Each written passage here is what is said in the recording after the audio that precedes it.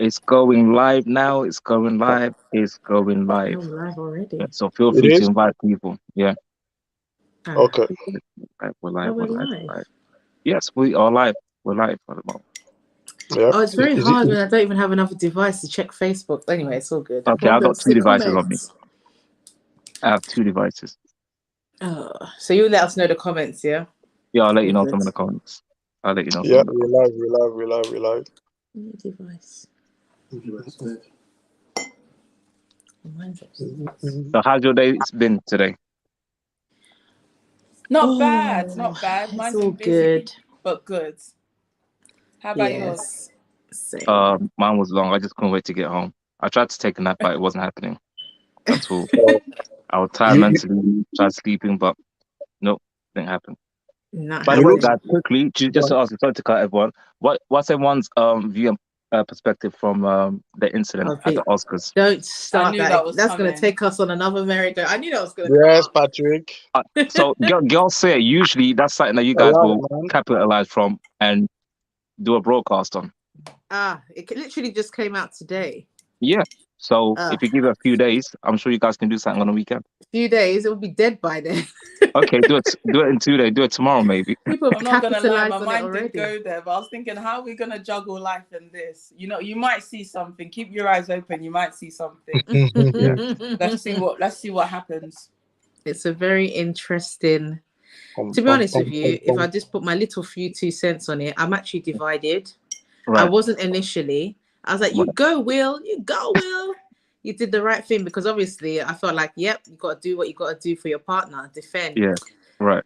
And I like the fact that he kind of did because obviously it's sensitive. She's now Yeah. known that, which she has been open about that she's got alopecia, so she got experienced really bad hair loss. Right. So to mock somebody on their health, it can be very, very sensitive and touching. Mhm. But then on the flip side of it, where I became divided, it's just the response in front of a national platform Exactly. that you know will go viral, that everybody in the world is watching. I don't know if he wasn't thinking about that Mhm. because he obviously haven't seen the aftermath that's going on right now.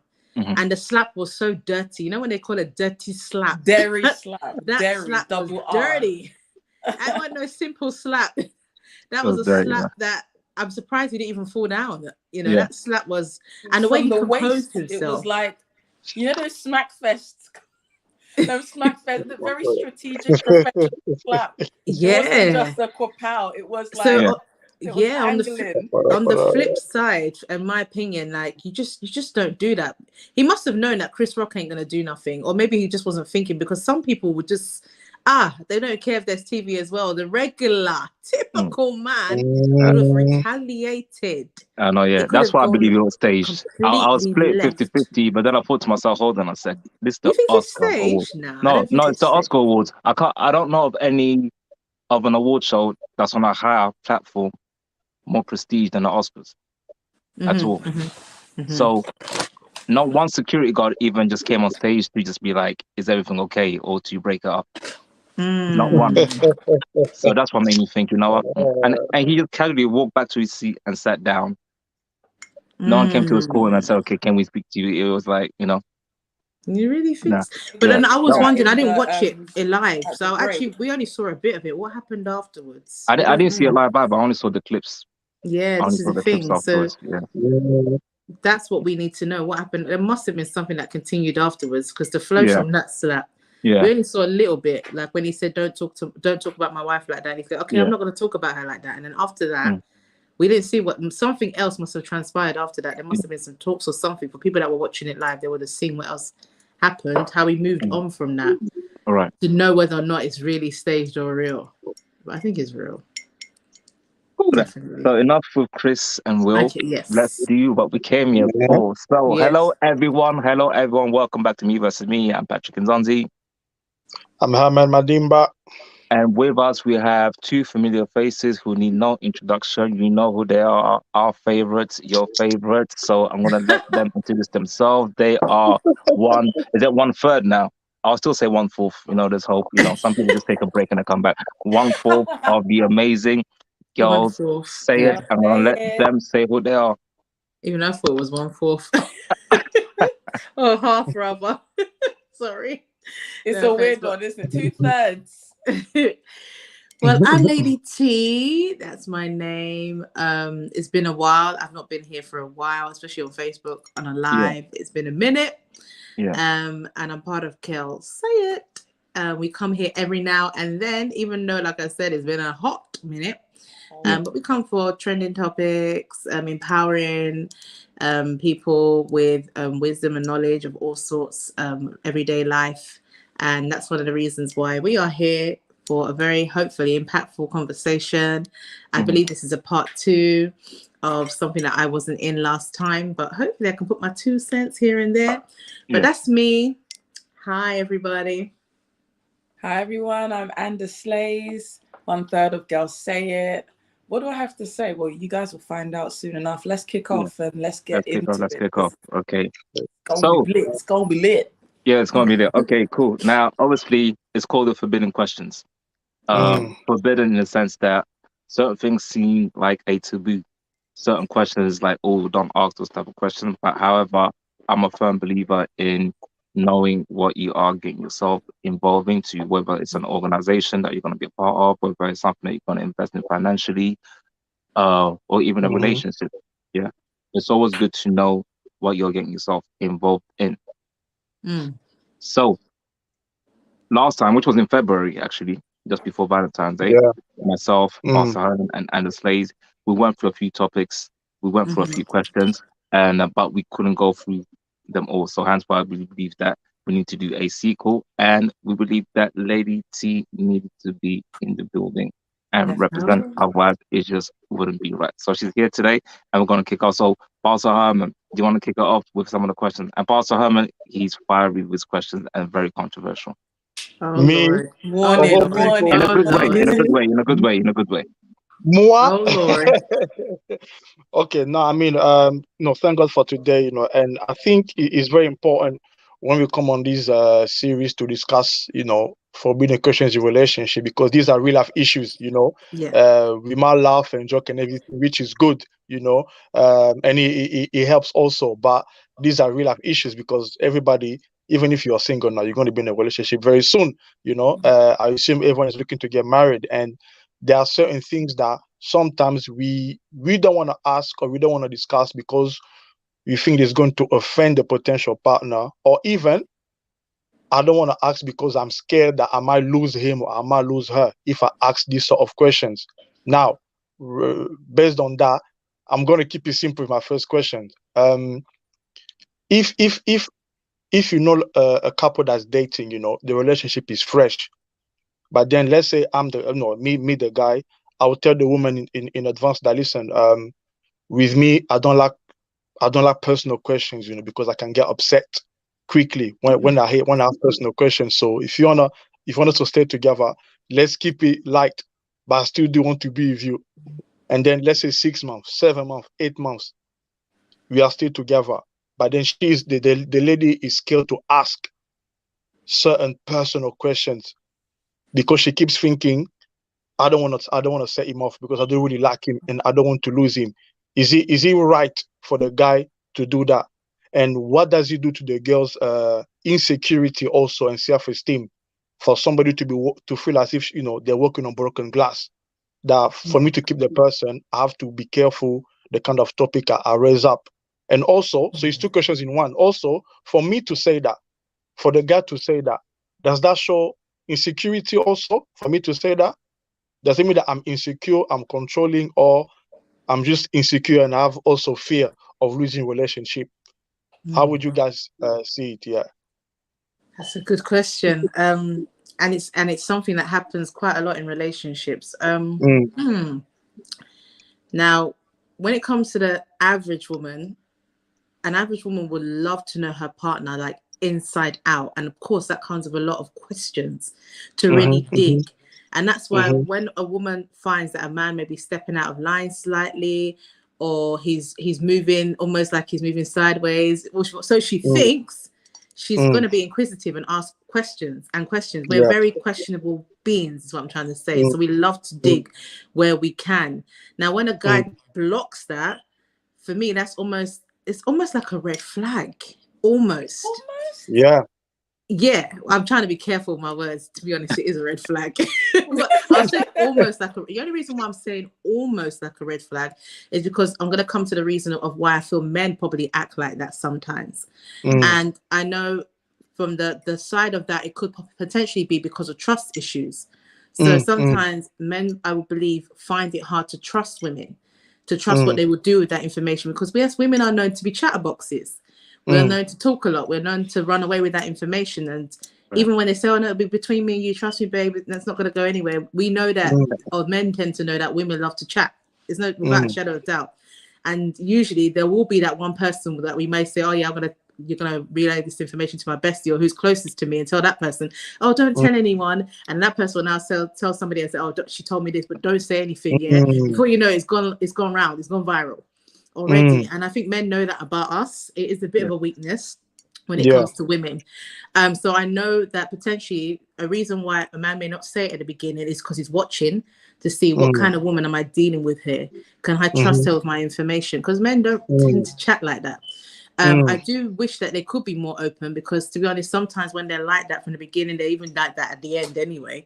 They're not always open when it comes to their women, even in marriage, even with their wives. They prefer to probably chat to a man about certain issues more than the woman.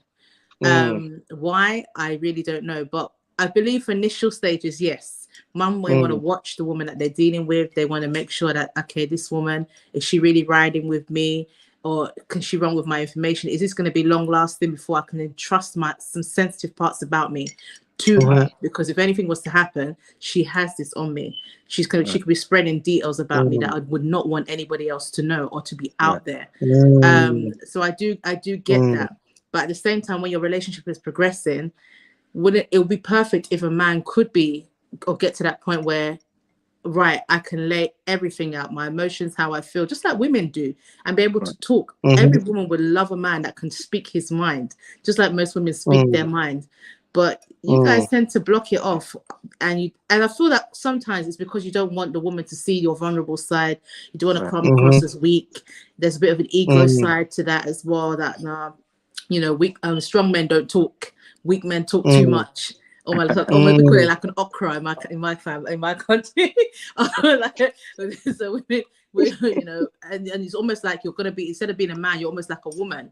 And women are somehow seen in a man's eyes like a weaker vessel because we talk too much. But it should never been that case. There's still strength in talking. There's healing in talking, in communication. But I believe men don't really see it like that. They feel like if you talk too much, you're weak, kind of thing. It doesn't show that you're a strong man. Whereas men that know how to hold it together, keep it in, somehow appear to be that strong man. And I feel like it's an ego complex, personally. So that's my wow view. Wow. I mean, Sister Amanda, far away. Okay, so first of all, I think that's bang out of order. How do you get into a relationship with someone with the hopes of it becoming long term? As in, you're serious about this person because you've agreed to date the person, and you think it's okay for you to withhold information about yourself. Sorry, who am I dating then? Who am I dating? What is the point of all of this? I mean, it's understandable for anyone, not just a man, but it's understandable for anyone to express that they're a private person. I'm a private person, so I can totally relate. I'm a very private person. If you say to me, if I was in the position of this lady, I mean, of course it's hypothetical, but if I found myself in that position, I would respect the fact that this guy is private, and I would be willing to work with somebody that's private. However, as our relationship progresses, I expect a level of transparency and a level of knowledge as to who it is I'm dealing with. I need to know, do you have daddy issues? I need to know, do you have mummy issues? I may not need to know the exact figure of people that you may have slept with, or people you may have cheated on, or who's cheated on. I may not need to know those intricate details, in those exact details, but there are other things that I do need to know that are personal, because it's going to help me with my well-being. I'm not going to get involved in a stranger and find out years down the line that I've basically married Mike Myers. No, but Sister Amanda, sorry to cut. You know what? You made a good point here, but I'll go back to what Lady T said about, sometimes men, we like to shout off. So is that not also the man telling you indirectly that, you know what, I'm insecure, so therefore I am private? So rather than you, the woman, saying that, you know what, I'm going to respect your wishes, like you said, it's banger of order. What if the woman say, no, I'm going to go straight to the issue. You're insecure. That's why you're telling me not to ask you private question. So what is the issue? Is it that the issues you have? Was you raised right? Should the woman then break that statement, that request immediately, so that she finds out what kind of person the man is? Because maybe that's a cry of her from the man to say that, oh, I'm insecure, but I'm telling you that I don't need you to come close to me. I'm just asking. Could that be also a cry for help? I actually don't. I think it may be circumstantial that for some men it's insecurities, but I honestly think it's upbringing. There are lots of men that are very able to express themselves. It's just that with women, we tend to over-express because a lot of women feel the need to prove themselves and prove their worth. So rather than saying, I'm upset because you threw a ball at the window, a woman would say something like, I'm upset because you knew that the window was fragile and you still decided to pick up the ball, which is hard, and throw it at the window, which could potentially break. And if it breaks, this is going to happen and that is going to happen. Whereas a man would say something like, if you throw the ball at the window, it could break. Yeah. So maybe that's not a good idea. So I don't think that men don't talk. I think that a lot of men are just used to this is it, end of. And a lot of men, I believe, avoid conversations because they don't want to get into the longness, because a woman is always going to ask why. You just answering yes or no is never good enough, because the way that women have been brought up, we've been brought up in a way that we need to sort of find ourselves and try and find a place to fit into the world and try and make sense of everything. Whereas men have been brought up to have specific duties. And most men will tell you, regardless of where they come from, they're reared up and brought up to understand that your position in this life, your role in this life, and your assignment in this life is literally just to be a man. What does it mean to be a man? It's to be a provider. Next. So men don't get the opportunity really to learn how to express themselves. They're not encouraged to express themselves. They're only encouraged to express themselves when they're a full-blown man and they're functioning as a full-blown man, as they believe a full-blown man should. So they haven't been able to work with that whole expression side and being inquisitive and finding out why, and being emotionally attached to certain things in a way that some may say is feminine. I honestly do believe that it's not necessarily that men are insecure and that's why they don't express themselves. Of course, there are men that are probably insecure and that's why they don't. But I would say for a vast majority of men that I've come into contact with, it's not that they don't like expressing themselves. It's just that they really just want to hit the nail on the head and move on. Because men don't like sitting and talking about stuff when they can already see the answer. Even if the answer is wrong, for them, they see an answer. Let's move on. Let's do something now. Let's make this work. Let's do something about situation. Because us sitting here and talking about it to men is not going to solve the problem. So let's just get down and do it. So I back to the main question, I would say that it is not a good thing to think you enter into a relationship and think that you're not going to share a part of yourself, your history, your past, your present, and your future.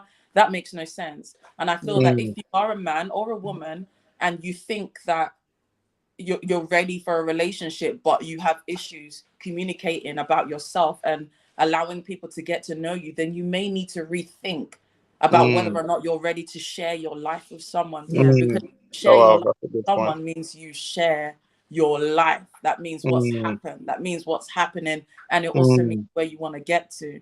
And I think that we should expect anyone to believe they have the right to ask us certain questions.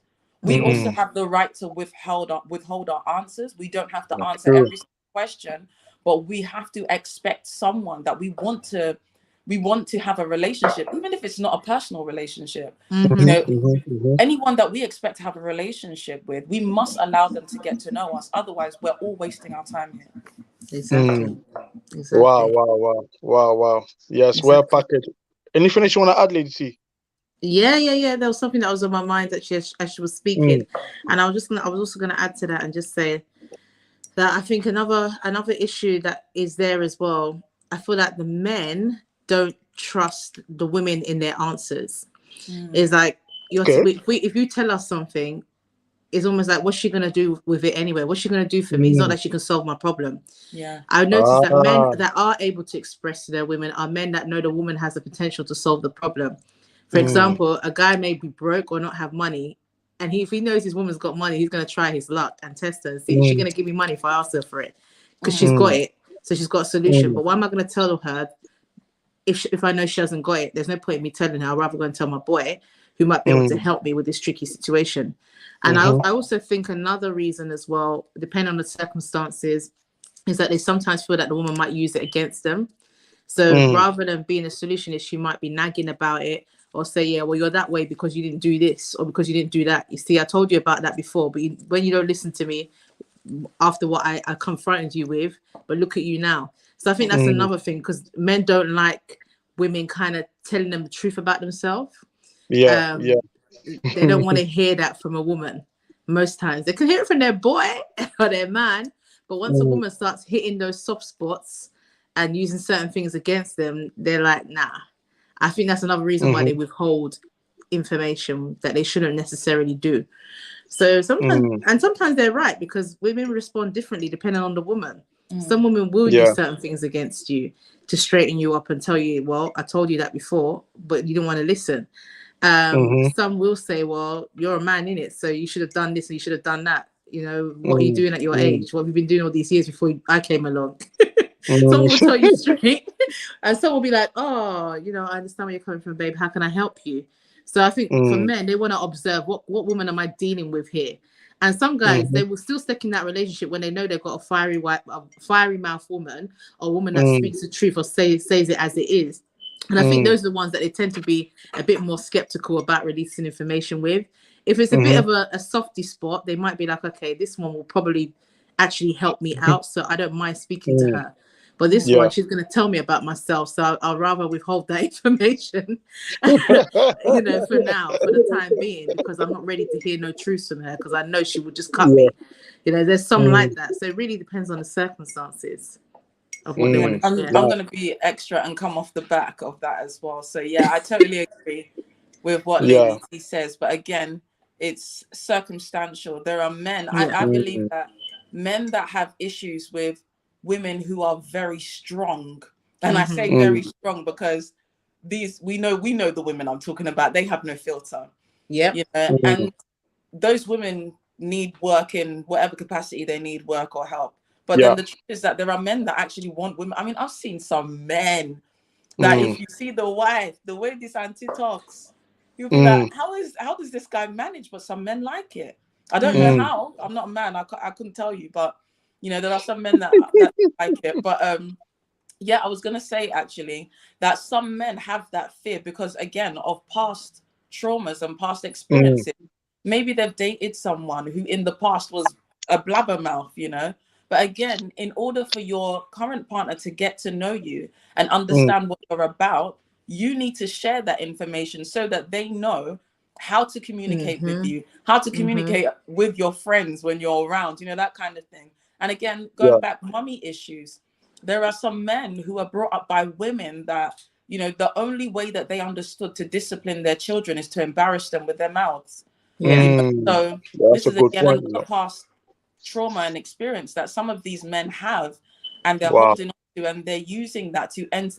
That's damage, you know. And if you see women like that because you're unable to move on from your past experiences, then it's going to be very difficult for you to settle down and enjoy your relationship. So I'm just using this opportunity now, as Lady T has brought out these types of men and these sorts of circumstances, to just say that if you are that kind of person who does worry about the woman that you're dating being a bit of a blabbermouth, well, first of all, you're never going to know if she's a blabbermouth until you give her the opportunity. Until you get, That's one. And number two, it's important that you share that, look, this is how I need my relationship to be. You know, Mm-hmm, because in the mm-hmm, past this has happened, and I Mhm. really yeah. don't want that to happen again. So anyone who takes advantage of what you've said and walks all over to you, that person is just a bad person. Yep. But we need to Mm-hmm, be able mm-hmm, to move on and make right decisions and enter into new relationships properly. Yeah. mm. Yeah. Wow, Yeah. that's some gems, boy. What this one question? Yes. Yes. Okay, I want to Yes. ask another one before Brother Patrick comes in with his question. Potential. I mean, that's something that me and Patrick discussed on our videos last week, and it's something that, yeah, it bugs people a lot. Again, a couple dating, seriously courting. Now, let's say the woman is in a better position than the man. You know, she's got, let's say, she's studying a master's, or she's got a nice job already, but the man is still a work in progress. You know, let's say the man is unemployed, but he's looking for work, but he has told the lady, look, this is my plan. This is what I plan to be, you know, in next 2, 3, 4 years, God willing. The woman is like, yeah, I understand you. I know you're gifted. You might be unemployed, or you might be doing some training right now or whatever, but I know your potential from talking to you. I know that you're not a lazy person. Yeah. But then it gets to a still, let's say 1 year, 2 years, you know, things are still kind of tough for the guy, but the lady still believes in him. And then it comes to the stage where the lady is like, look, even though you know where you are yet, I don't care. You know, I want us to go and meet our parents regardless. The money be like, are you sure? Yeah. So now they go and meet their parents, but then the lady's parents are in disagreement that now, sorry, if this man don't have a job, what is he going to give you? The lady's like, but you don't see what I see. No, but no, we are your parents. You've got the house, he doesn't. The woman is like, yeah, but so what? It doesn't matter. I know where he's going. We can't bless this marriage now. I'm sorry. Like, you know, he needs to get his act together. Tell him maximum 1 year. The guy is disappointed, but the lady is like, nah, listen, I need you guys to bless my way because this is the man I'm going to be with regardless. The parents are like, there's nothing about him. There's nothing in him that we see. He's been unemployed for like 2 years. He's doing this training. He's doing that course. Nothing is working for him. You keep telling us about how gifted he is, but we don't see the benefits of we don't see the results, from the gift. We don't see the fruits that are coming from the gift. They're adamant. They're not going to bless the marriage. But the daughter is adamant that she's going to be with that person because of what? Potential. Now, what happens then? Do we allow the clock to tick? Do we ignore what the parents are saying? You know, even though the man is trying hard, the man is trying his best, and the lady knows that this man is trying his best. She knows that he's not lazy, but those have just been shouting for him. So what does she do now? Could the parents be like, if you go against our wishes, it's a total disrespect. Now, what do we say to that? I mean, when I asked Patrick last week, Patrick said somebody will bless the wedding. Anyway, he was so But blunt about it's it. true, though, isn't it? Yeah. So now, what do you guys say? How do you guys feel at the potential? Because that happens I a think lot. we might be all on the same page with that one. If I have Yeah, to and say. ladies, before you answer that, I just want to emphasize on the fact that I actually want you guys to answer it as obviously from your cultural background, you're both Nigerian, both from the same family. So from a strong Nigerian family who are like, okay, doctor, lawyer, engineer type of thing. So it's like, yeah, coming from your background, if you were in that situation hypothetically and the man is not working, yeah, is that basically a death sentence to even think about introducing him to your parents and saying that, or like, do you introduce him to your parents, or do you have to come up with a script and say, okay, look, we're gonna say that you're doing this, that, and that at the same time, or would you honestly say, okay, right now he's not working? Yeah. So I'll answer it from as the Nigerians that you are. Like, what do you do in that situation? Oh my goodness. Well, what you'll do in that situation is we could go and find a job. I was going to say it depends on the kind of parents that you're going to introduce, because with our culture there's different parents. There's parents that are understanding, and there's parents that, you're right, that are fixated on certain jobs or certain successes. They believe that the partner you're going to marry better have before you even dare introduce him. Now, in our thick culture, not thick as in dumb, but in our as in our tough cultures, I'm trying to say, to break that kind of thing and to work around that kind of thing, you will not be introducing your man unless he's got some form of income, or you're going to have to tell a bit of a porky lie. That's for sure. They're not going to get to know the truth. Right. I for sure know, that will not fly by with some certain families, depending on the setup of your family. So what I've seen happen is that sometimes you might have to cover up for your man. Sometimes, like you said, you might have to sell a bit of a script that he's at the moment. Maybe you have to even make the degree or the training that he's doing sound even bigger than it is, just for them to see the light at the end of the tunnel, if you know. But at the same time, this is also an age factor as well, because it gets to an age where you as a woman who may be in that position needs to know that regardless, it's my life, it's my decision. So I am going to make a decision for myself, because ultimately, parents, I love you to bits, but you guys are married and you're happy. This is my decision. This is my journey.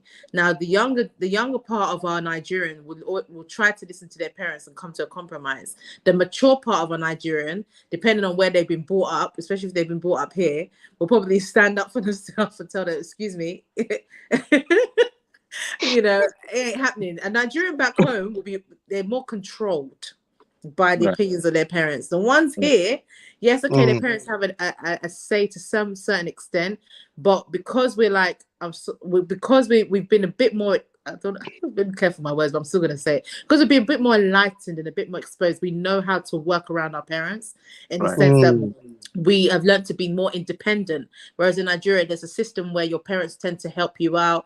You tend to still be in your parents' house, even till maybe sometimes 30s and your 40s.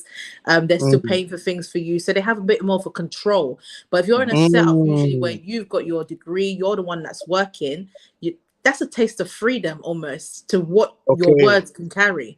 So you know that kind of without their input or with their input, it's your life. You can still fend for yourself, even if they're offended, by your decisions, and they will come around when they're ready. Whereas unfortunately, sometimes with our culture back home, because parents are the ones sometimes that are still funding your life till your later years, the children tend to be, or the child tends to be a bit more obligated to listen to their parents and allow them to have a controlling say in the decisions, even when it comes to their marital affairs. And that's that's the slight difference in culture there. So yes, if a woman gets to that stage, sometimes she would either have to tell a bit of a bendy lie.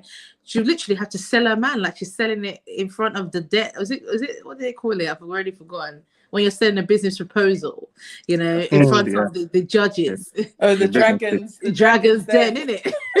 You'd have to sell your package, and you have to sell it well. Your man is your package. So you're going to sell him well. You're going to tell them all the good things about him, all his prospects, make it look like he's training this some top-notch training that they were like, oh, he's doing a good one. Because another thing that our culture loves is education. It's not just about job, it's about education. Because sometimes, yes, they think beyond that. They might be like, okay, he hasn't had work, but at least he's doing a quality degree that we can see at the light at the end of the tunnel, that he will have a decent job at the end. The issue becomes when he's not even training, or he's not trying to get a degree, or he's not trying to get a apprenticeship or something that's going to have prospects at the end, and he's just not there's nothing yielding forth in that area and the job area. Some parents in our culture do look past that. If he's studying something tangible, let's say he's doing his master's or his PhD, or he's I say this because Nigerians love degrees, by the way. If they see that, they will work with you. In all fairness, to be honest, it's when they don't see prospects on both sides. Nothing going for him when he's in his job, nothing going for him in education. He's just literally not doing anything. Then that's where there's a big problem. Yes. Yeah, but should parents even get involved that deep? Are they allowed to get involved that deep? Like, because Nigerian parents, it's not it's they will. They would definitely get involved that deep. They will. Yeah. Even the most relaxed Nigerian parents, I suppose a lot of the times we're compared to Asians because we are one of those countries who, when it comes to marriages, we don't play. It's big or it's nothing. And this is really where the issue is as to the man that you present, because past the wedding day, everyone's gone home. No one really gets involved anymore. But during that initial period and preparing for the wedding day and the actual wedding day, it's bang, bang, bang, bang, bang. It's money, money, money, money, money. It's That's show, right. show. You know. So I would say, just to answer your question, from my background, my mum she's a bit more laid back. So she wouldn't be expecting someone who's educated to the highest, but at the same time, she doesn't want someone who, because my mum has a mouth on her. She's a proper Niger woman, as in she can cuss. You know, she can tear you down with her mouth. It's not a good thing, but I don't know why in Nigeria we just seem to have this. Am I going to call it a gift? I'll call it a gift. A gift to cuss.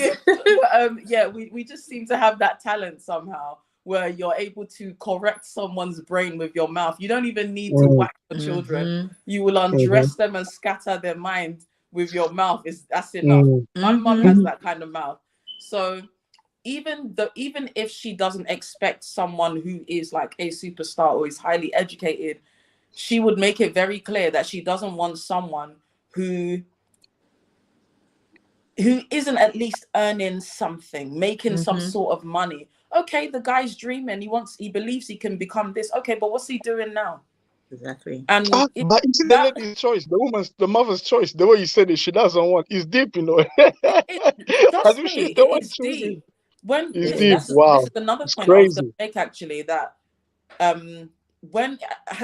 don't know if anyone else gets into positions like this with their parents, but for those Nigerian kids or whoever else is like this, you really have to pick your battle. You know, do you want to battle your parents, or do you want to battle with your love life? Because you know, it's the truth is, everybody wants that perfect wedding day where their dad will give them away. The mum is, you know, proud, and the family's proud, and blah, blah, blah, blah. That's the ideal, you know. But at the same time, you want to get into a marriage where you and your husband are close enough, or you and your wife are close enough. You know, you're unbreakable. You know that no family member can come and start talking nonsense. You know, but again, it's a battle that you have to pick, because once you allow that one step, be prepared for people to take a mile into your life, you know. So I would say you either make it very clear on your stance and live with that. With the guy, and you're interested in whatever it is that he's telling you, and you understand where he's going, you believe that he's gifted.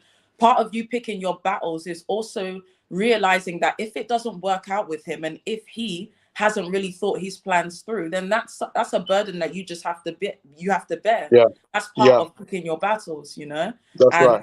Again, if you go with your parents and decide, actually, if my parents aren't going to give me away and they're not going to be happy, then I can't be with this guy. Part of that battle is understanding that you may have missed the love of your life. Part of that battle is understanding that you may never meet a man like this again, that the person that you may marry may not like you or appreciate you. You know, part of that battle as well is understanding that a few years down the line, this guy could blow, you know, and you turn your back on him for whatever. So, I mean, again, yes, some Nigerian parents are, I wouldn't say necessarily strict, but we're very proud of our culture.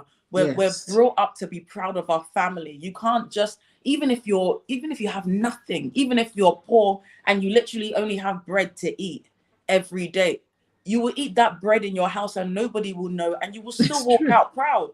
No one will know you're only eating bread. You know, so true. That's the typical Nigerian family. So that's really what it's about. It's about preserving your good name. It's about preserving your culture. So anyone that you want to bring into this family has to be able to carry this family forward, to carry the name forward, to keep the pride within the family, you know. That's more of what it's about. But again, if you are faced with that situation, you have to make a choice. And it's simply life. We can't live in a bubble or live in this fairy tale of, oh, things are going to work out perfectly. Maybe for some people, it looks like it does work out perfectly. But the truth of the matter is, you have to choose. You either choose your parents, who are going to die one day and who have probably met the love of their life and they're okay, or you pick this person and you risk it for a chocolate biscuit. You know, you just have to make a choice. But whatever the choice is, you will have to bear the burden if it goes left. Wow. Yeah, that's eye-opening. That's really eye-opening. Yeah. Be careful if you're looking at a Nigerian woman, then just to being right with her parents is, I would say, it might even be number one. I can't even lie. Oh my If you don't God. get on too well with the girl, if you get on with the Mhm. family, it's a winner. You know, telling you. it's between number one and number two. Of I'm course, telling both you. matter. But you even as a man, like if you're dating a Nigerian girl, you cannot just think that whatever she's gonna choose me. You shouldn't.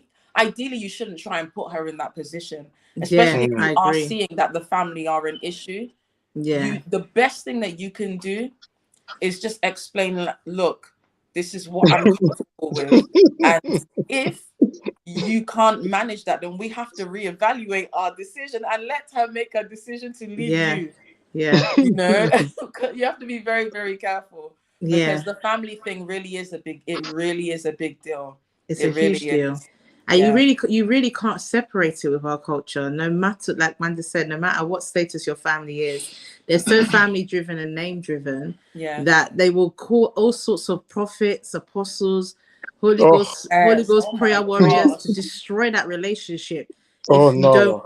don't, if they don't somehow have some form of involvement. By fire, by force, that relationship must break. Also, actually, sorry, before you continue, I just remembered, Patrick, you put someone's comment up about Yeah. Let me put it back up. Clearly. Yes, this one. Yeah, And I was thinking this yeah. will be perfect to answer from a Nigerian. Yeah, that's a Yeah. good one, you know. That's a really good one. Yeah. Yeah. Thanks for that, Kalani. This So one, if you own a business, yeah, very true. And it qualifies this for one, mine. That that activity one, in finds my which opinion, are is a women in no third go. world countries have done this and Yep. it's saved their marriage. It's That's true. it. Wisdom. What's a This solution? one is a no go as a Nigerian. It's a no go. You cannot hire your husband. Yeah. Oh It is my better days, this is that too you much. ask your dad to hire him, please, What? to help you out. That one they'll even be happy to negotiate. They'll be Yeah. happy with, but you to hire your own husband, are you mad? So No, you Oh my can't. God.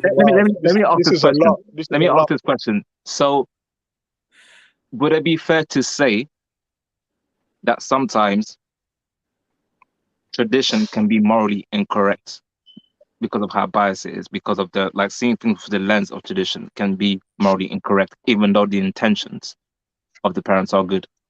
Good, yeah. I wouldn't say I think the morals and the intentions go kind of almost hand in hand, because for us, like for me anyway, I understand why they do what they do, because they're trying to protect the seed that they've been nurturing for a while.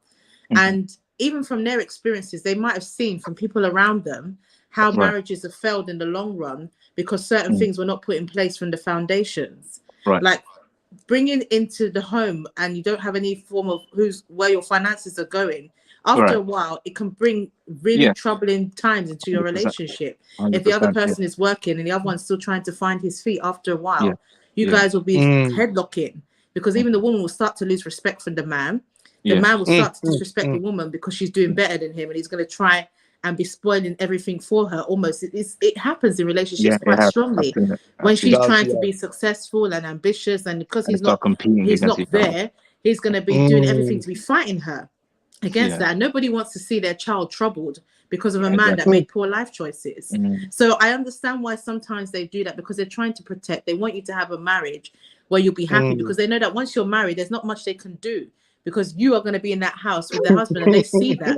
They're not going to come at nighttime where you guys might be having a bus up to come and separate that. And the last thing they want to hear is that, my daughter has been beaten, or my daughter has been abused by a man. This is not what I signed up for my daughter to be experiencing. So they look at everything possible to try, even though they know challenges come in relationships, but everything possible to try and minimize that and not set their daughter up for possible failure, or their son up for possible failure because of somebody that made choices in their life that could have been better. Yes, they understand potential, and that's again what I'm saying. They understand potential, but they also understand security. Is my daughter going to be secure in this marriage because of what he's planning for his future? Or is she going into something blindsided because he doesn't even sound like he knows what he wants or what he's doing?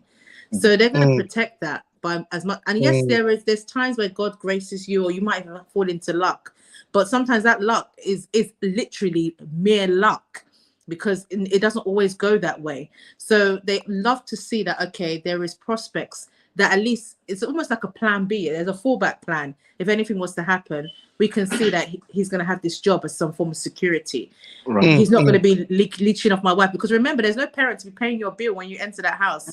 Your parents is not going to be wiring you money to be paying your bills. It's going to now start falling on someone's head, and that's where the stress comes in, the pressure, the depression, and all sorts of challenges. So that is what they try to calculate and be protecting their child from entering into. So that's why I said I understand it on that perspective, where the morals and traditions may come into it, but it's literally just to know that their child will be safe and secure once they are left from their parents' nest of protection. That's it. The bigger picture, that's a good one. Wow, because I'll do the same for my child. I ain't gonna lie.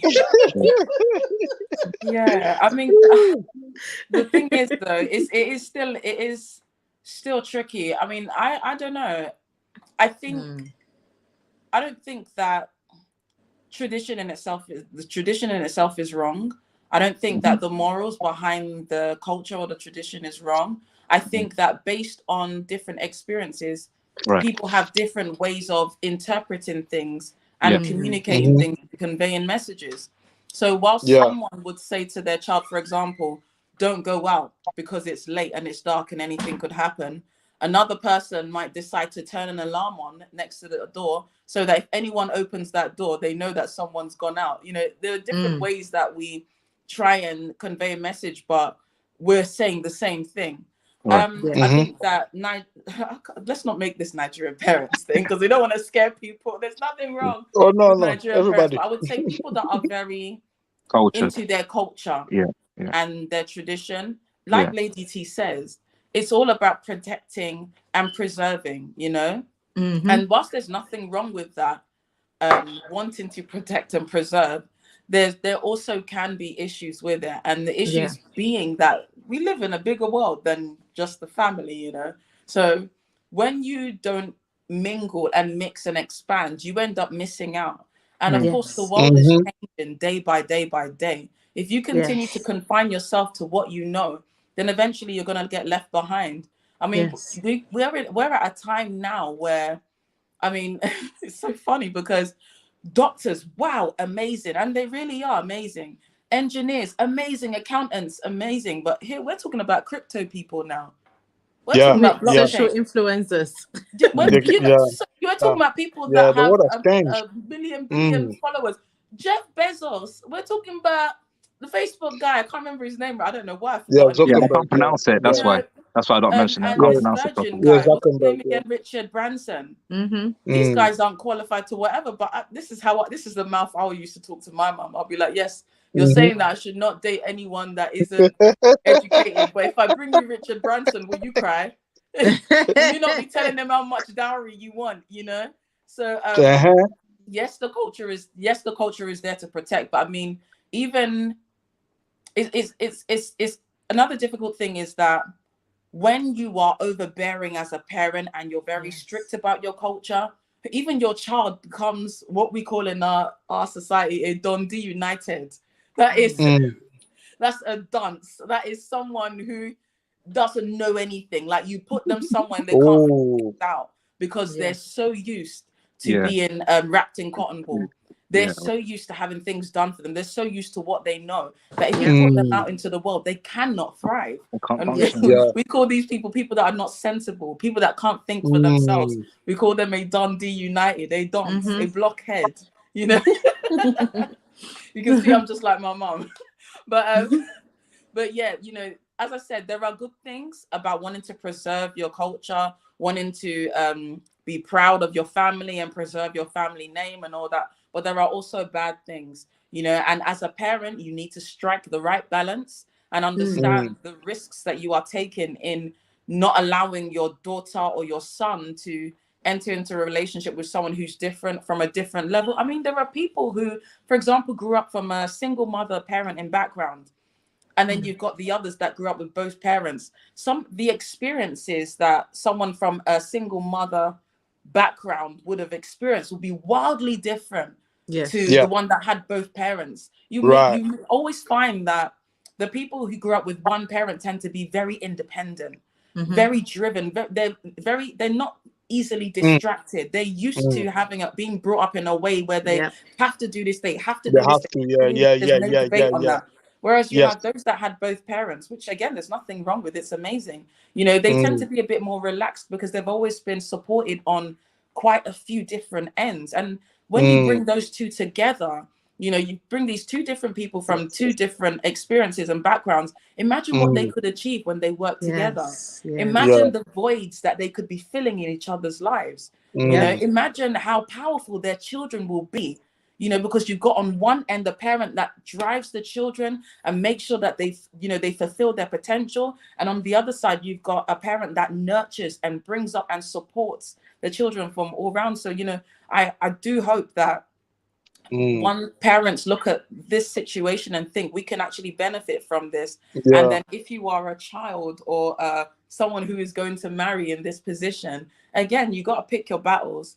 But understand that, yes, your parents are there to protect you, but also think about the benefits. Think about the pros and the cons. You know, if I do end up doing this, how is it going to benefit me in the long run? What are going to be the pros? What are going to be the cons in the long run? So yes, this whole culture thing is a big deal, and it's good to be cultured. It's good to have standards. It's good to want to preserve your name and you know, your family. But at the same time, it's about weighing things up. Again, it's all about weighing things up. All right. Okay, Patrick, you want to ask your question? Because I gotta bounce after. Yeah, we're gonna go soon. No, I just wanted to say something based on this same topic that we were having is all. If your partner was a blogger, would you mention that to your parents as you're introducing them? What is that? What is a blogger? You're playing fire, man. Now, bear in mind, like, we understand what a blogger is, and we know what bloggers can do in this day and age. And we've seen that they can accumulate funds with what they do because they understand how it works. However, just the thought of explaining it to our traditional parents. What does he do for a living? He's like, not a blogger, he's a journalist. Yes, so thank me later. I'm telling you, that's true. Thank me later. Amanda, I know who to come to. When I want excuses. Oh my God. He's a journalist. He's a journalist. Is that what you're saying? Who would be honest enough to say he's a blogger and then try to break down what a blogger actually is, or is it just long? Like, you know what? Nah, they're not having this one. Like, journalist, they're not going to understand it, man. You would have to really break it down. A journalist, companies, his own business. I mean, if you have to say write articles for big organizations. You have to. It's true. It's minted, mom. Trust me, man. Or dad. Wow. You have to hide. He writes for those papers that you like to read, the Times. Yeah, man. In fact, he's friends with this person. He knows this person. Yeah. You can't just say blogger. Blogger for what? Blogger on where? You have to read. What do you mean? Are you saying? Okay, let's say Instagram blogger. Somebody's a blogger. What kind of person is that? Nah, Patrick, Instagram, they crucify you, man. Instagram blogger, they crucify you. Never say that. You can never. They don't understand what that Instagram is. blogger. No, what is it? You mean, and that's where you come in. They don't even know Instagram is not even if you try to break it down, it's not going to work. What is histogram? It's not going to work. Even if you broke it down, social media for them is not a respectable platform. So, going back to my previous question, that comes down to tradition, right? Looking at things through the eyes of tradition. Okay, let's say he's bringing in 8K per month as a blogger. Okay, then maybe we can start breaking it down if they really want to know the logistics. Then that's what we're going to have to. Couple of bank statements and say, "Look, mom, look, dad, look." Okay. That's what I was going to say. I just want to show you this first before I tell you what he does. Yeah, this is how much then I'm going to tell you what he does. But the problem is that they will look at the longevity of it. Yeah. Come on. This is money. Just curious thing. Sustainable. Exactly. What's a blogger? What's a blogger going to do when there's nothing to write about? Nigerian parents are not always just impressed about the now. They're thinking about. That's why I said they're always thinking about the future and the plan B. That's why I said they're always thinking about, okay, what does he have that's going to take him for the long run? Even if he may not have it now, in the long run, I always think about future. In future, okay, he's going to qualify. That's why they're always big on this degree thing, because they're like, at least I know if he has a degree, he's going to get a job. And not just any degree, the degree that they know that you can get a job in. Because Nigerian parents are kind of clued up. They'll be like, okay, yes, he's gone to school, but he's gone to study one course that will just sit at home with the course, because they're like, which one is drama? Which one is history? What are you going to do with drama and history? Okay, I mean, there was a time when even us growing, you've picked the right people to be on this show, by the way, because myself 100%. And Lady T, we're very experienced in this. There was a time we were told, why is it that you want to go and study media? All these black people that are doing media. What are they going to do with media? But hey, look at media now. Yeah. We were told computer. What do you mean you want to go and do computer? Just be pressing something on the key. My friend, go and sit down. And now look at where we are. And they'll conveniently forget these conversations. By the way. They will. That's why they like to go again, for you as a Nigerian parents will respect you more if you show, this whole study to show yourself approved. Like you've got to come with facts. You got to be able to articulate yourself well. If you are making this choice, why are you making this choice? What do you know that we do not know? And after enough of the arguing, after a while, they'll be like, okay, fine, go and make your mistake. They'll give it. But if you don't present a good enough argument, you'll be a fool forever in the eyes of your parents until things turn out well. That's just it. They will just accept that they gave birth to a fool. Yeah, literally. This is worse than police interrogation, man. Just for marriage. We can't possibly be the only culture like this. I'm sure there's one. No, you're not. All African cultures are like that, yeah. Like Ethiopian cultures are like that. Arabs are like that. Yeah. Like they're proper. It's a lot. But in the typical Nigerian parents always use Asian people as examples. Anyway, my parents use that as examples for life.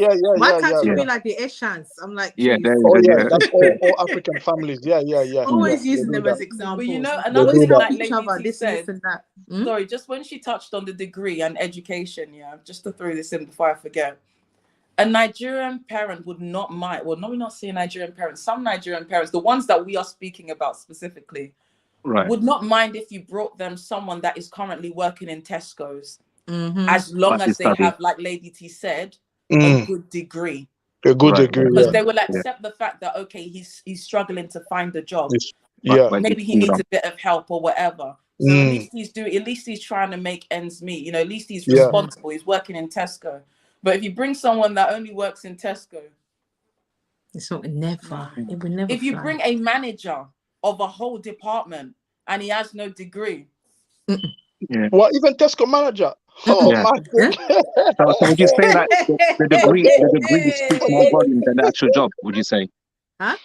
We say that the degree speaks more volume than the actual job. No. It's not that it speaks more volume. They, like I said, they will still want you to have a degree that will get you a job. So what you will find a Nigerian parent will do is that even if that person is a manager of Tesco, they're gonna interfere into your relationship and try and push your spouse to go back to school, go and get educated, push him to go back to school. He must go back to school. Or send you courses, send you university. He must go back to school and get a degree that will get him a job at the end. This is perfect. This brings up a good opportunity for me to share from experience. This is absolutely they will enjoy my stories sometimes. Let me share something with you. So I dated a guy, and he wanted to just be a PE teacher, and I was like, oh. A PE teacher. How am I going to explain that to my family? But anyhow, okay. And his reasons were because that's what I know I can do. And I won't kill myself trying to achieve it. Like, that's what I want to do. That's what I know I can do. I'm happy being a PE teacher. All right, then. So my auntie, Triumph's mom. So, typical. When she met him, she was like, what do you mean you want to be a PE teacher? Is that all? Oh, my days. But she said that to him. Yeah. And funny, I didn't know it was him that told me. And when he told me, I knew. I mean, she's like that, so I knew. So he was like, yeah, your auntie said, I told her, she asked me what I was doing. And I told her that I'm studying to become a PE teacher. And she was disappointed. And she said, it was so funny because I can imagine exactly how she would have said it with so much concern. Mm-hmm. Why do you want to be my a PE days. teacher? Don't you know that, you know, there are other courses that you can do? Even if Oh, you don't become this, you know, you can do this. I'll send you this and I'll send you that. No, and the guy was like, no, auntie, please, I'm just, you know, this is really, no, don't talk. Don't say, no, it's okay, you know, let me help no. you. Don't worry, I'll help you. To the point where this guy could not even get a word in, and he was just like, look, You're your family joking. are not gonna like me. Oh, You So know, is I mean, that that's what not the ended it reason the then? Did relationship the didn't work auntie out, by the dissolve way. it? Sorry, go on. Did auntie dissolve it then? No, not at all. The relationship in itself just didn't work out because we were Right. just very different. But Okay. I would say if it did progress, there's PE no teacher, you way. know. Hey, Huh? There's no I said way. PE Yeah. teacher. They don't have PE teacher as well. Wow, she didn't want Not to have PE it. teacher. Normal Ooh. teachers, other teachers, not normal. Other teachers, yes. PE teacher, they don't understand No it. way. It's Oh, just something Jesus. they do not understand. You know, Wow. to them, that's, and this is no disrespect to anyone that's in that profession. To Oh them, Right. they boy. don't understand the association between sports and teaching because they just can't relate to it. Yeah. It's not from their time. They don't Yeah. get it. Yeah. You know, so even a qualification like sports science, to them, what is sports science? Yeah. Wow. What's scientific Wow. about sports? I mean, we know, because we're enlightened. You know, we Yeah. have experience in these 100%. things. To them, they're just watching football. If someone gets called off and they have to do physiotherapy, they don't even care about what physiotherapy is. They don't expect a physiotherapist to be qualified in anything. Yeah. You Oh. know, they Wow. just don't understand it. So I mean, even if I did stay with that guy, there would always be this issue if he decided he was definitely going to do PE and not waver at all. You know, there would always be the issue of, look, let me just send you this job. You know, my auntie's like that. Transfer and be like, hi, how are you? Just call you one day. How are you doing? I'm just checking on you, making sure you're well. Oh, by the way, I saw something in the paper that reminded me. You know, they're looking for Intrusion. people that, I don't know, want to become a lawyer. Yeah, I think you'd be really good at that, you know? Yeah, absolutely. Well, yeah. And then, you know, it's she wouldn't do it in a way that is condescending, you know, or a Wow. way that you know, she tries her best to make people feel comfortable. And I'm thinking about Nigerian parents. It's not that they'll come down on you like a ton of bricks. It's that they think the family name and the family pride is so important that even if it means approaching you in a nice way, in a loving way, they'll still do that. They'll still do it. Ultimately, they just want the best for you, and their understanding of the best is kind of stuck in the generation that they're stuck in. Yeah. You know, that's just really cutting, all boy. it is. That's cutting, boy. That's all it It's is. true. So please, no more Nigerian parent stuff before we start scaring people. Imagine your degree getting disrespected like that. You studied for 3 years. Imagine studying for 3 years and you get dismissed like that because it's PE. I'm telling you. No regards. Oh, You guys Patrick, have I some need to good bounce here, comments, please. though. You have some good comments in the section. I'm just on Herman was saying Facebook and I'm about- seeing I need Alexander to Kubi. go. He said traditional parents can only identify with what they understand. Like I said, Likewise, social media savvy individuals would still query blogger as a job choice. Traditional or social media savvy parents still need to sleep for. Can't get that bit. Yeah, it's all about security. Security. They're concerned about their children's future because you're taking this child away from the blanket of security that the parents have provided. Which security are you providing my child? What are you going to be eating? What are my grandchildren going to be eating? So nobody wants their child to suffer. That's all it is. Yeah. You want to suffer. Okay. So smiling. Okay, so I'm just gonna jump on what was said there. I'm gonna ask a question. Patrick, finish this off. Yeah, not really to I'm answer because we're gonna have to do a part 3 because we're like a lot of us have to go. Some of us have to jump on another line. We mentioned security. Now, your views on someone who said, you know what, you're gonna have to move in with my parents. We get engaged at my parents' house. We get married while we're at our parents' house. we have our first set of kids at my parents' house, so Some that we have parents that love security, that. They love that. and then Oh no. they help us to save. We save that way. Yeah, They Nigerian even parents love contribute to that. us, Some of and them then they love that. release us maybe like 4 years after we get married. Or That's is the it ideal no? of If we most get married, Nigerian it's parents. our own life. Some cultures do it like that. With some cultures, Yeah, like they do. marriage is me leaving the house. But some cultures like no, stay here. Let's look after you. Let's make sure we set you Oh. up correctly, and then send you off. Yeah. But then, if you're from a different cultural background, you might think, okay, what's the pros and cons to that? Does that mean that if I'm there, then I must oblige by their rules, what they say goes, because they're the ones that's providing for us? That's the only unfortunate flip side. That couples don't go by that choice, but Nigerian parents on a regular day would not mind that in the slightest. And I've seen some people go down that path because obviously they got married, but they didn't really have money. Then they wanted to save, and some Nigerian parents do like to do it like I said. Asian people seem to be a nice influence for them, where they don't want they would rather that their child saves their money to buy rather than to be renting and renting endlessly renting. So they try to, but most couples run away from that because they know how domineering, controlling Nigerian parents can be if you stay in the same house with them, and they don't want that headache, they don't want that interference. So usually it's the couple's choice. It's not that the parents will say, no, you have to go. If you suggested that to them or they suggested that to you, they'll even be happy, because if they had their way, they want to know what's going on in that relationship. And between my child and that person, I want to know. It's us that often tend to want to run away and keep our distance and cut the time, cut the cord. And that's why I don't know if you've been to Nigerian weddings where the man of God will emphasize that, Mama, your son has gone, or your daughter has gone. Just know that they have gone. It's not you and them. The cord has been cut. Because even when you're not in the same, they will try to be as intrusive as possible. They will still want to call you every day if you're not living with them. On a good day, they would love if you were to move in with them. Oh my goodness. Come on. Legit. They would. They would love that suggestion. And you telling them, because at the same time as you coming for them is, my son and daughter are coming to look after me. Hey, my bank is going to be secure. And not just that, also obviously that I can keep an eye on these two. Now I know my daughter is in good eyes and in good care, because me too, I can be watching. This guy won't mess up because it will be under our wing. So they would love that on a good day. Definitely.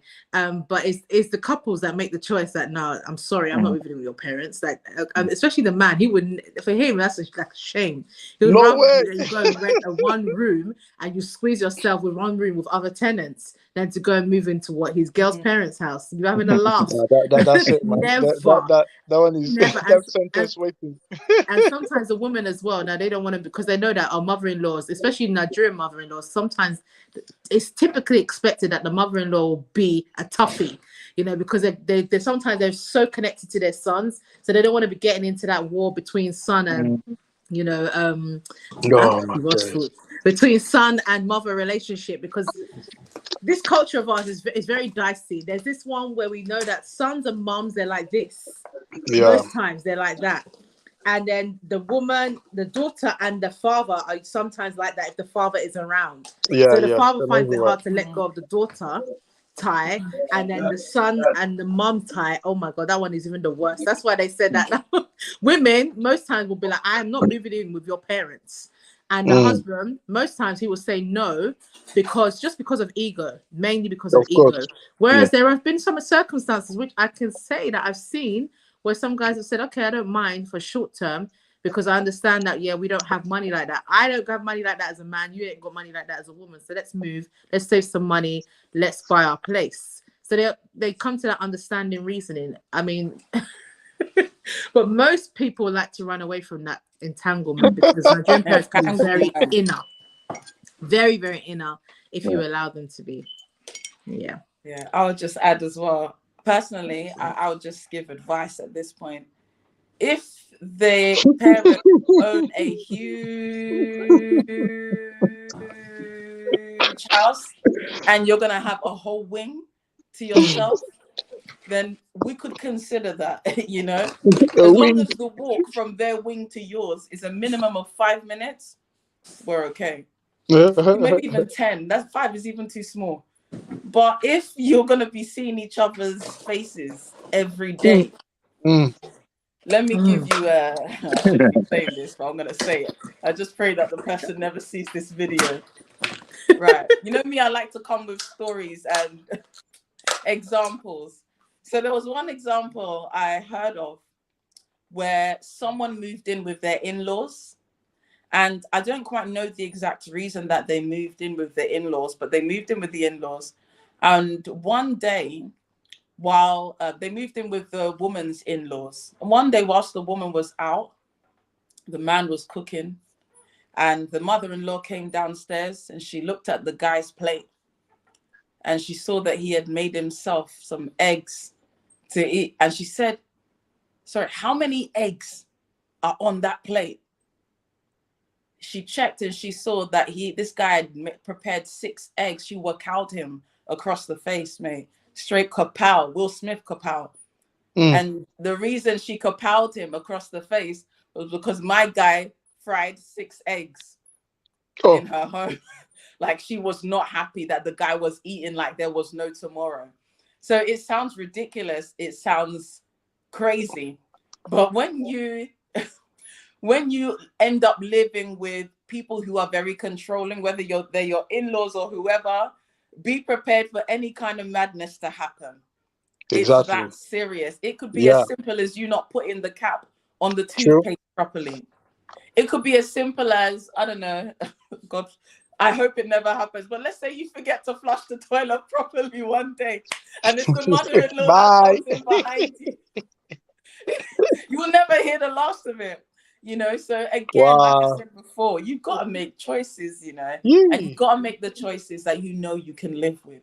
You got to make choices that you know you can carry the burden, because it's ideal to be able to save money to move into our home. I knew someone who was telling me when they were about to get married, they said that one of their plans is to go and stay in one of their parents' homes, because it made sense financially, because the parents had a few houses, a few properties, so it made sense, you know. And their parents are nice people, you know. They're not like, you know, they're gonna be over the top, but at the same time, these parents had a bit of a controlling side to them, because like we explained about Nigerian parents, they're very protective, you know. So I advise the person that personally, knowing how your parents are, I would recommend that you find a place where you and your partner can have your own privacy, and you can maintain a good relationship with your parents, and they can see that you're able to handle yourself. What you don't want is for them to be so within reach to the point where they start trying to get involved and dictating. No. Again, it's a choice that people have to make. If you understand your parents, you know your parents. Do you really think it's a good idea for you to move your dude in with your parents, or to move your wife in with your parents? You have to make that choice, because you know your parents, you know. You also know the character of your spouse. Will they clash with your parents if they're living together? No. So again, it's all about it's all about choices. You know, personally, I cannot imagine, and I love my mom, but I cannot imagine going back to live with her. I can't do it.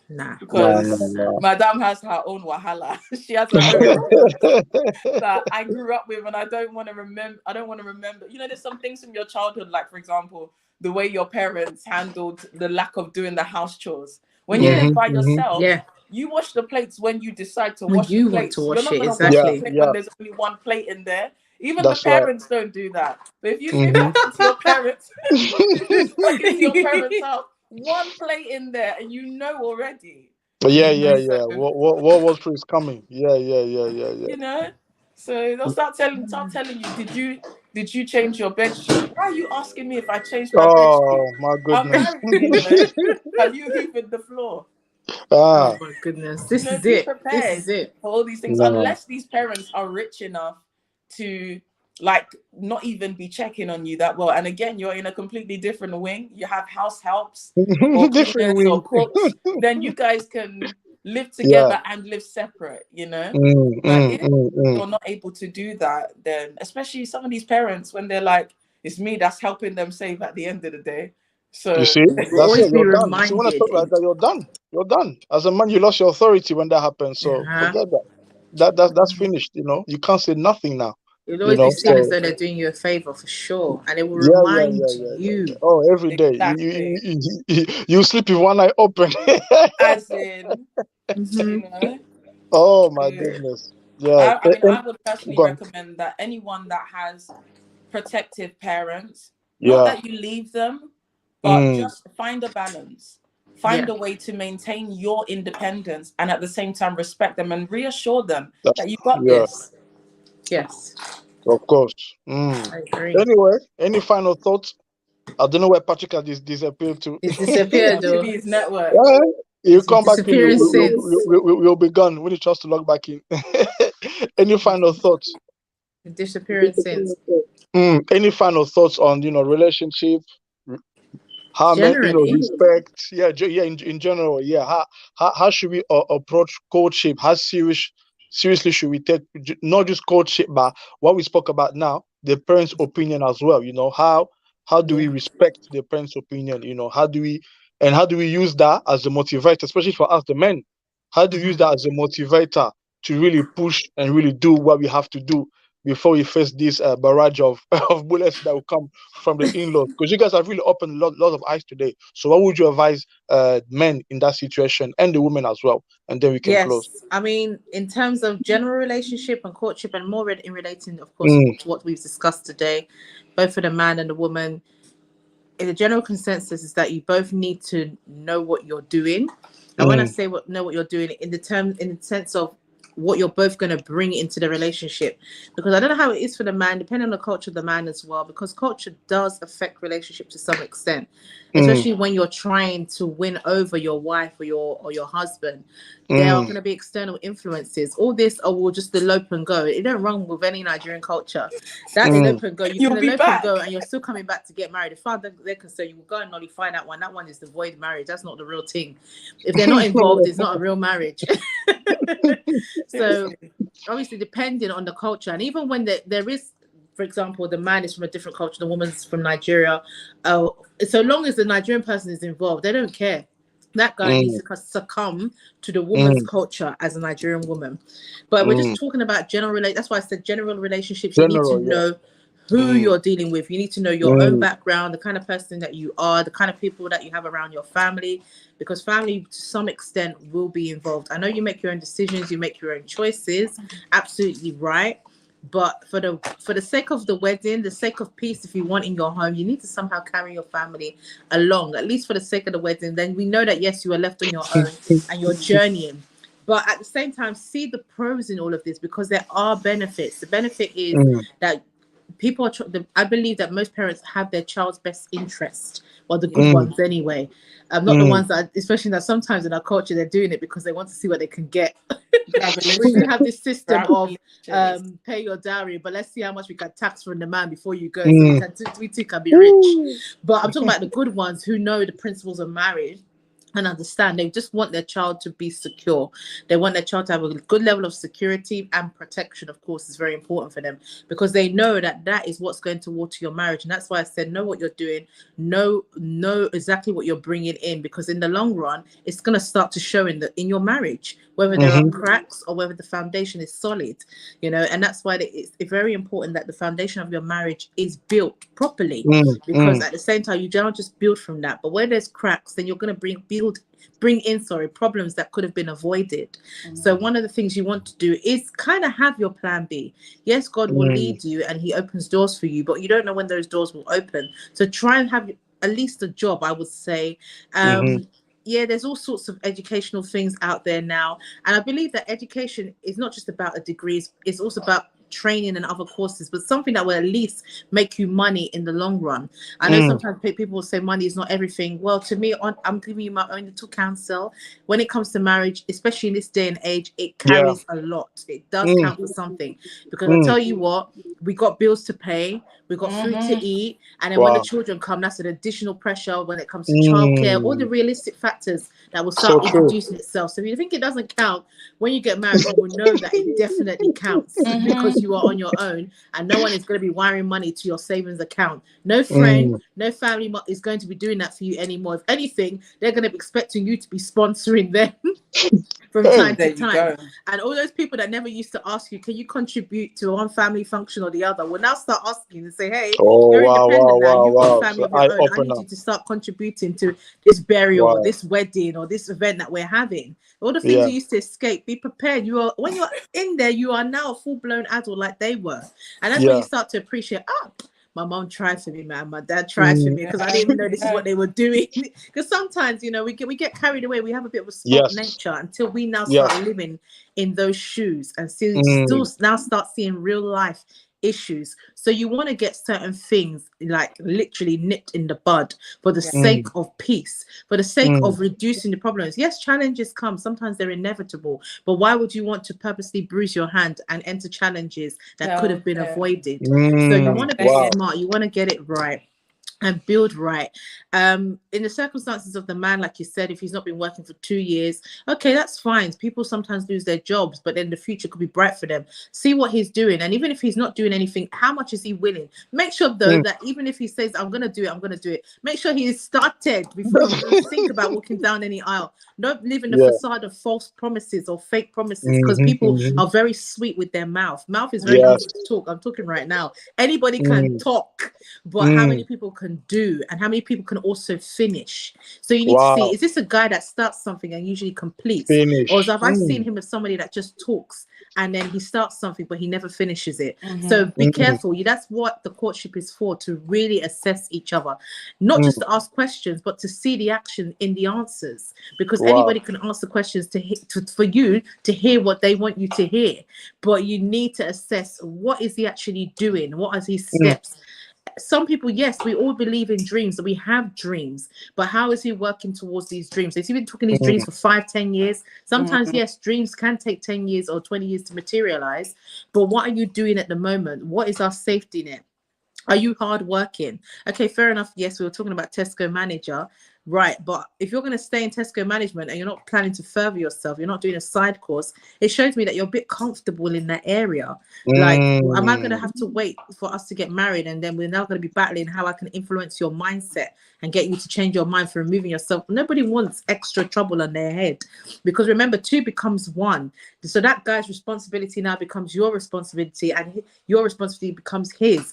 Nobody wants extra excess liability for somebody, because remember, there's characteristics. Is a person somebody that listens? For somebody that doesn't listen, doesn't understand, you now have to start so there's so much to assess, not just to ask questions, but actually to see the action, to assess this partner, to see what he's doing, to see what she's doing about certain things that she's saying.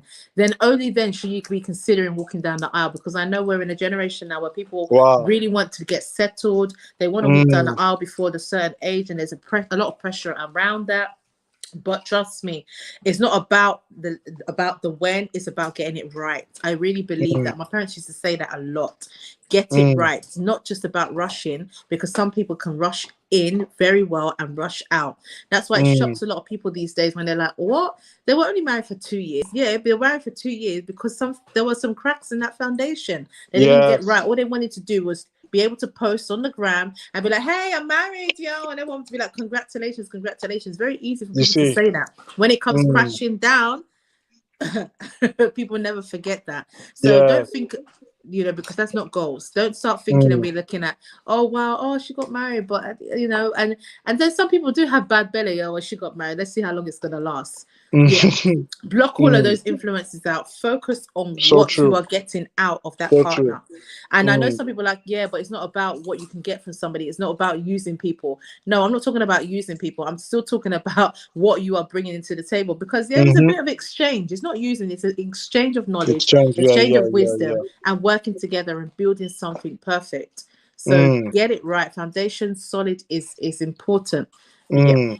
And deal with Wow. that before you walk down the aisle. I know there's sometimes that mentality, just last used to say, where you feel like, oh yeah, but when we're married, we can always work it out. And I feel sometimes that's wrong advice, where they say that, oh, but you can still be married and you can start working it out in your marriage. Just get married, just get married, just get married. No, because the chances are that marriage eventually you might be coming to a halt. Some people will be like, I would rather be single than married, because I've been there now, I've seen it, and I was much more happier when I was single, you know? That sort of thing. Yes. That is Wow. it. Wow. Hey, listen, that's a good preach, you know. What's the offering basket? We're Wow, journeyed. what's the wisdom? What's the wisdom with the tea? Wow, that's a nice preach to end it right there. Thank you so much. And guys, You're thank welcome. you all for joining in. Thank you, Lady T, for finishing us so powerfully. Patrick wanted me to add him back. He's telling me I don't even know how to add him back. How can I possibly add him back? Add you back, Patrick. My battery is about to cut, so if I press any button, it's Even gonna he finish. said his battery died. Yeah, you see, Patrick, I told you.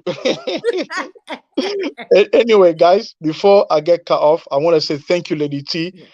Thank you, Sister Amanda. Thank you, Brother Patrick. We will be back for part 3. And you guys watching the replay, thank you for watching the replay. Watch the last minutes of the replay. Some wise words were spoken. Some gems were dropped. Definitely. Us guys have a lot to think about. Those are not yet married. So let's go back to the drawing board. Yes. All right then, guys. You guys take care. You're watching Me Versus Me. God bless you. God bless you. Lovely. Bye-bye. Thank you, Pastor Herman. Take Bless care. Lady T. Bless you. Thank you for having me.